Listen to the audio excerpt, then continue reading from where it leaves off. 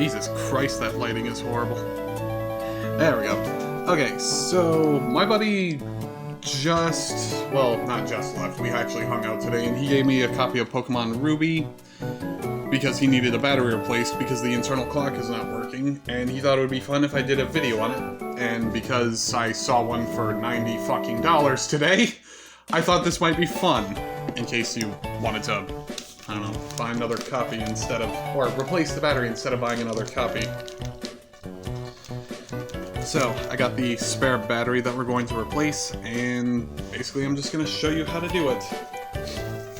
So, first and foremost, gloves are not necessary, usually, but because this is not my game, I'm just going to take super care to get this right.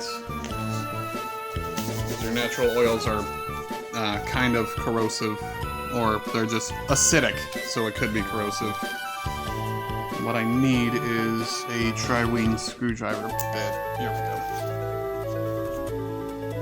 This is just a little screwdriver bit I bought on eBay. You can get it for like $8, and it takes apart basically everything. So,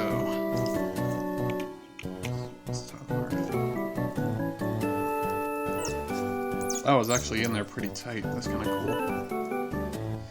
Okay, and it's magnetic, so you will never lose the screw. That's beautiful. And to anybody who has never done this before, you don't just pry it off when you get the screw out. You have to slide it down just a little bit and then pull it up afterwards.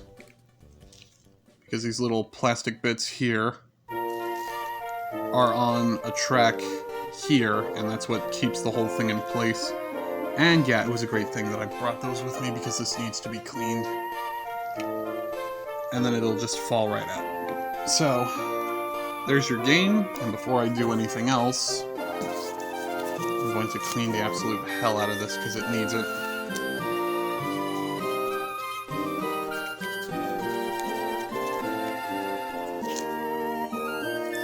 And this is just 70% isopropyl alcohol. It would probably be better if you had 90, or at the very least like mid-80s. But, I mean, 70 is good. It'll dry off just as fast. Oh, knocked over the box. And I gotta keep my hands in frame, damn it. I'm kind of sitting at a weird angle. Like, if you saw the setup that I'm doing right now, it's bare bones, at best. But it works. Yeah, I don't know how well you're gonna be able to see. Oh, you can see it. Yeah, crap ton of dirt, and you can even see the outline where the battery was. It's beautiful.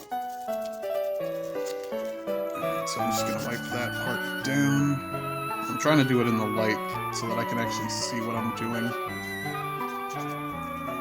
I'm trying to be super duper careful that I don't touch the label, because alcohol and stickers don't really mesh well together. I think they hate each other. They had a war or something over it, and someone dropped a bomb, and hey, we won.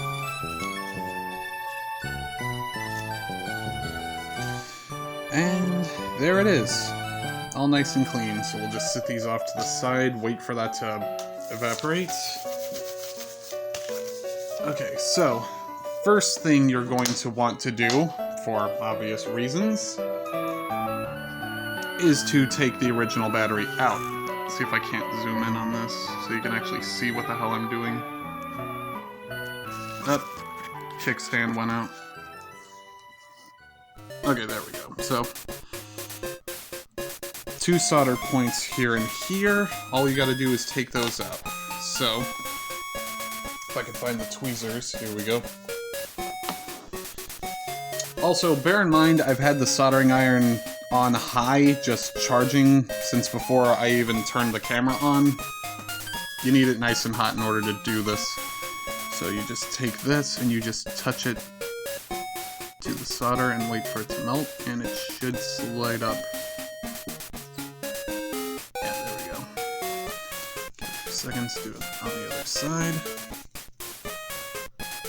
The only thing I hate about replacing Game Boy Advance batteries is that because it's so small, everything is so close together, so I'm trying to only touch what I need to with this thing.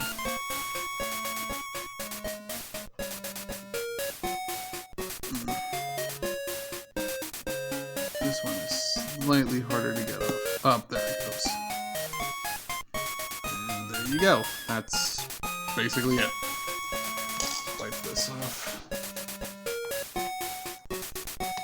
You're trying to keep the tip of your iron nice and clean. The more gunked up it is, the longer it'll take for it to actually do anything. And just because it was so disgusting on the inside, I'm just gonna wipe the hell out of this. Again, with alcohol, you don't want to do this with water. It'll just ruin everything. And to anybody worrying, no, you can wipe the chips off with alcohol as well. It evaporates so fast, it doesn't do any damage. The only thing you have to be careful for is this part here, just because it's sticking up. And you can see why I wanted the gloves, because I didn't want to touch all this circuitry with my bare hands. Not when it needs this much of a clean. Okay, so now I'll just clean the contact points off. And that's good. Okay, so now, to put in the new battery, and this one's kind of a talking point for me because I've heard it both ways, like I've seen it on forums and stuff. So I'm just gonna mention this really quick. So, the batteries that Game Boy Advance games use is what's called a CR1616. It's on the back of that. It's extremely tiny, like it fits in the tip of my index finger. Whereas the first and second generation games, with the exception of Pokemon Yellow, all use a bigger CR2025. And side by side, yeah, you can see that one is much smaller, and it's also way thinner. Now, if you go online, there will be people who can say, well, you can use the bigger battery for a Game Boy Advance game so long as it fits. Which is true, it will fit. Problem is, you run the risk of bulging the case or just snapping it entirely because the battery is soldered over top this chip here, and it has way less headroom than the one that you're supposed to be using. So it'll work. It'll make your clock run just a little bit longer than this puny thing will, but do at your own risk. I'm not responsible for any broken cartridges. So now, figuring out the polarity, there's a little minus symbol over here, and there's a plus symbol right there, which means that the contact over here is positive and that side is negative. To figure that out on the battery, usually one has the stippling up top, but the other side tells you the polarity of it. So in this case, this flat side has a plus on it, which means this tab right here on top of that is the positive side, which means it goes like this. The problem you're going to run into, because you're doing it over a chip, unlike the last few games, I don't know how well you're going to be able to see that, but the pins are kind of lifting up. So in order to get it to fit right, you have to bend it down ever so slightly. And hopefully I can do this without breaking anything. I'm not applying a lot of pressure, just enough. I'm just bending it down enough that it touches what it needs to. That one works. And then this side. Just a little bit. I wonder if anybody actually heard that. That was my phone going off. So hopefully that's good enough.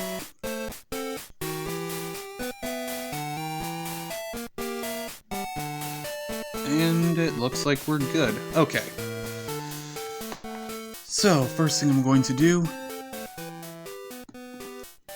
and ideally for this you'd want to take the old solder off and put new solder on, but I don't have a solder braid, so that's not going to work. So instead what I'm going to do is just leave what little is already on there, and just add new solder on. So if I can position it to where you can see what I'm doing, you touch the iron to the contact pad, wait for that to heat up, and then you just slowly feed solder onto it. And just wipe that on. I think I'm just gonna add a little bit more. Also, if any of you are doing this indoors, try not to breathe that directly in. I'm not entirely sure if that's toxic or not. I'm just kidding, you'll be fine. Okay, then we do the same on this side. The problem with doing on this side is because everything is much smaller than a Game Boy Color, you could run into some issues with, like, touching things you're not supposed to. I'll just give it a few minutes for that to cool. There you go, nice silvery bits. So, we already mentioned the flat side was positive and the stippled side was negative. So, the way I normally do it for this, just to alleviate any problems, is to position the battery where I want it after applying solder to both points, and then just touch it. And eventually, underneath, it will melt, and then you just slide the battery over top, cover it with solder, and just wait. I probably should have been watching the phone. Oh well. Hopefully you can see what I'm trying to do here. So I'll lift that up slightly to melt the stuff underneath, touch it, and just wrap it around. Tab.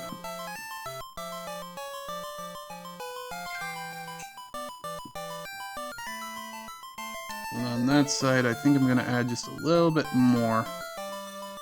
Because on this side, you can see it's pretty well covered, whereas that side is just barely hanging on. So, not a huge deal. You just do the same exact thing that you were doing before. Touch the contact points, add solder, lift up. Just wait for that to dry.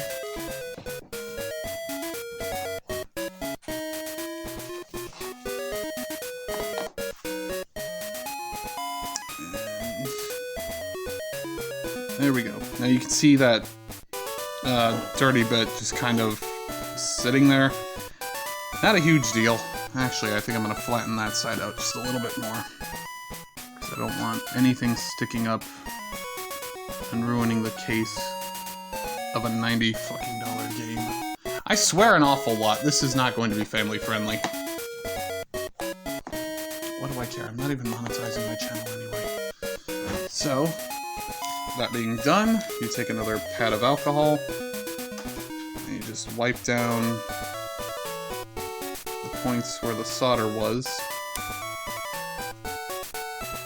So you can hopefully see what I'm doing here. And that's just getting rid of all the flux, which I'm assuming is just impurities in the solder. So, now that that's done, we piece it all back together. So, actually, yeah, I'm going to leave it zoomed in like this.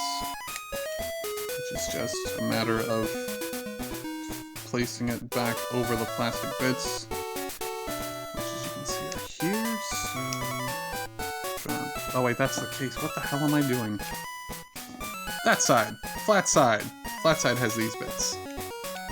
Those two connect into. It's not going anywhere now. Then I'm gonna unzoom or zoom out. Okay.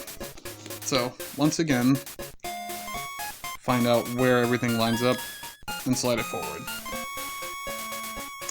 Now, screw. And then just tighten that back up. Goddamn magnetic things.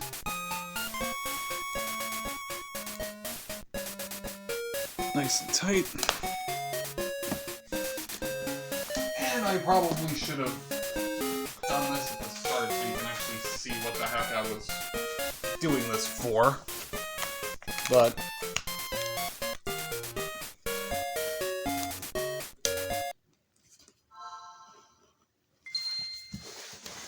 I don't need the gloves anymore, I don't think.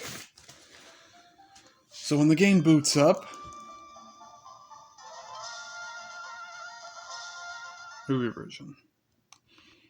And there you go. You don't get that stupid thing popping up. That said, the battery's dry and the clock won't work. Well, I didn't want that to go on for 15 minutes, so hope you found that informative.